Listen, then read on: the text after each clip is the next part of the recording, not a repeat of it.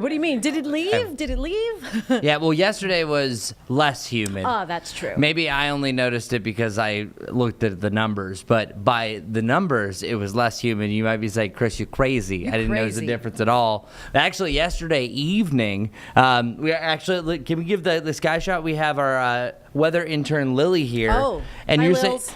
Yeah, and here, I'll bring this up. You saying you walked out with Brad and you were so almost surprised about how dry it was. Well, the air outside, especially when we went outside last night around 7 p.m., it was pretty much clear. Dew point was under 70 degrees at this point, so Look it at was this. nice and This is an breezy. intern, people. Wow, Lily. No, Lily, which is my my oldest niece's name, so I love the name Lily. But a meteorology degree, journalism degree. Yes. And look at you, take command of the weather already. I know. I try. You're doing great. I wasn't this Our cool on future. air. I know, I was so not cool. It's still now.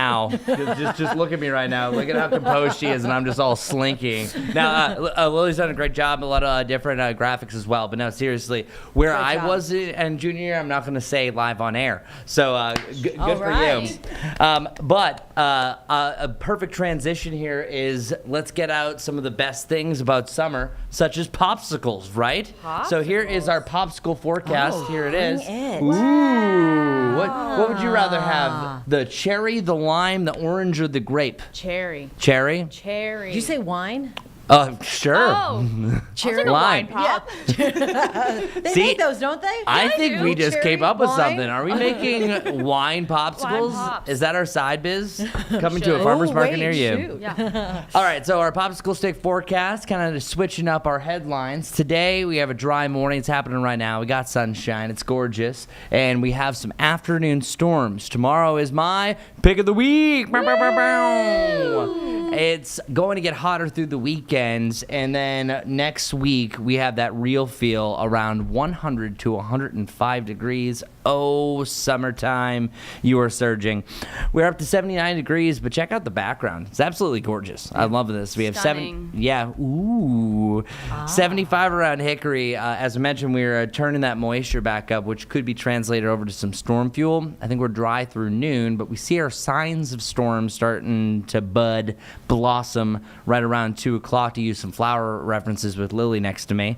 We have scattered showers right around 4 p.m., and then it's isolated heading into the evening. Being honest with you, the Storm Prediction Center has a low to a medium threat.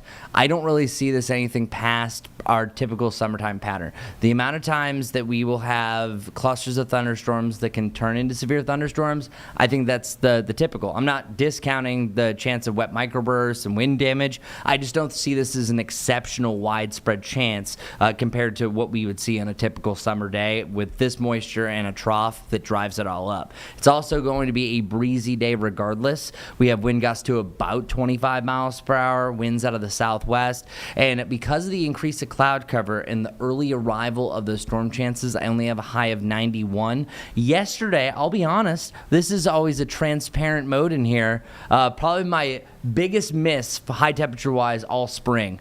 I called for 93. We only hit 89 yesterday. Wow. Yeah, I know. All right. I could have just swept that Keep under the it rug. going. No one No. would have been the wiser. Appreciate the Yeah. transparency. Yeah, You know I what? went You're up, honest. Yeah, I think it was 89.2, and I'm not bitter. I'm not mad You're not- about you're it. not bitter at all. I'm not about it. I know the best thing is like when you're forecasting this is when winds are out of the southwest, it can act as the blowtorch effect. But this one, I think it mixed in the air a little bit too much, and then we got the cloud cover that kind of inhibited that. So I have learned, so that's why I brought our high to 91. Also, it's a little warmer start today. Sometimes it's the starting point, and we move forward.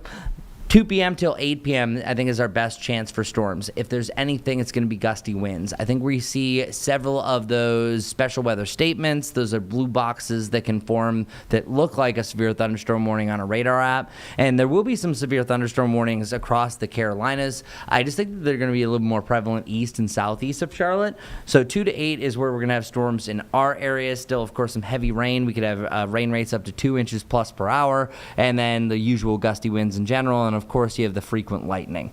So number one threat, damaging winds. You can see it there. There is technically a low chance for hail. I think if we see any hail, it's northwest of Charlotte in the foothills, higher elevations, a little bit cooler. It supports hail more, where May is actually the most popular month for hail just because temperatures are a little bit cooler in the upper levels and it just matches up. Okay, so let's get to our futurecast. I'm actually going to show two here. I'm going to show one that is looking like the most likely to show you more widespread storms. I'm going to show you the other one that I'm seeing kind of a pattern shift that could actually lead to less storms. So let me get to it. So if we're going to see storms, as I mentioned, it's that 2 to 8 time frame. But for Charlotte, notice how everything gloms together. One thing for sure, this is going to be a fast formation that happens here. So they're going to move fast, they're going to form fast, and they're going to be flying. So wind damage is the primary hazard. Possible warnings, and the clusters of storms really amplify that gusty wind threat. We're not quite shrimpy. By the way, Carlene, I didn't tell you, I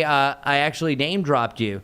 Yeah, because when we were doing the bow echoes, like Carlene from our Impact Studio, our producer, calls you shrimp, and as I see, is verified. It's because it's shrimp shape. Yeah, it's that. It's So, shrimp shape. Yeah, so I I call for forgot no now. shrimp heads today. No shrimp heads. shrimp heads. So just the shrimp bodies, which just means gusty winds. Bodies. I feel like now I'm That's getting what- I mean, further away from the point. That's what we eat. Yeah, that's what we eat. Yeah. Oh, so yeah, exactly. Okay, so yeah, we're gonna cut it off there because then I think I'm losing the point as far as the gusty winds. But yeah, they're not gonna have really the necessary twist for like a tornado possibility. That's very near zero outside chances.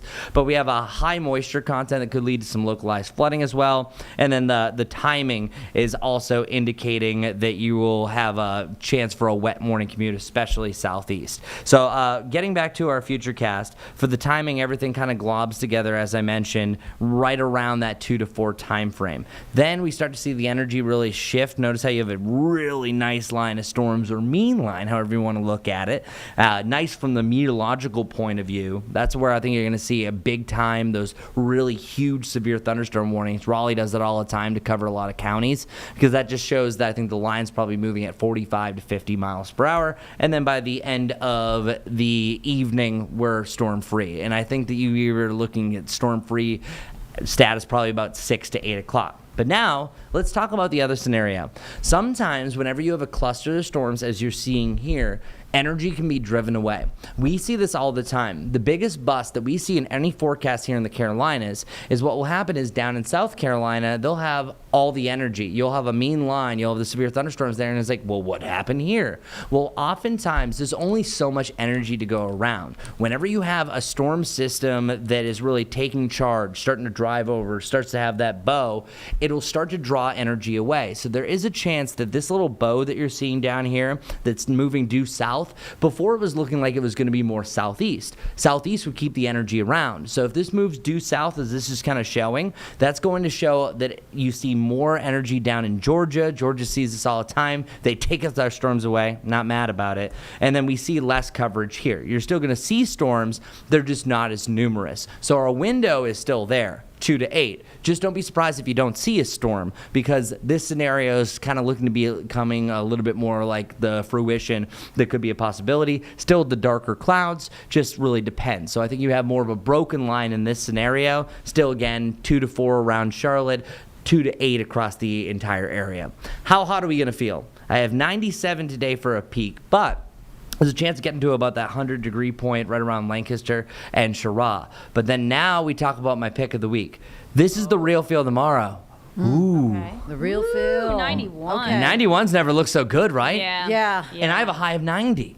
So that shows that this is just a plain old hot Hot 90. day. It's a good old hot It's a more of that dry heat that everyone says from Arizona. Yeah. But then it comes right back. Then we have a brief break from all that, then feel more like 96 to mid 90s, which we haven't been able to crack. We haven't felt like the upper 90s in Charlotte yet, but I think that will change by the end of the weekend, because our muggy meter comes down, but then it comes right back up. So moving to our 7-day forecast. Okay, come on. Moving to our 7-day forecast. There it is. You have temperatures lower 90s Saturday, mid 90s on Sunday, and then the upper 90s Monday, Tuesday, and Wednesday. So this is a big time heat wave. We got the heat dome in place, and a heat dome is just going to keep the heat around. It's each day builds on each other. That you start off in the mid 70s, you hit the mid 90s. You start off maybe a degree warmer, and then you still hit the mid to the upper 90s, and then it continues to feed on itself, and it's not going anywhere. So it does look like for the extended forecast, we're not getting out of the 90s anytime it looks like over the next 10 to 14 days. Things can still change. That's the long range, but this is an epic heat wave that's going to be setting up. It's always the first one that we have. We have the most areas of reports of heat exhaustion and such like that. So I want everyone to mentally start thinking of water sources, ways to cool yourselves down, and that you're going to be cautious, because I don't want anyone to be going to the hospital or get heat sickness, heat ailments of any sort, especially when it's feeling like 100 to 105.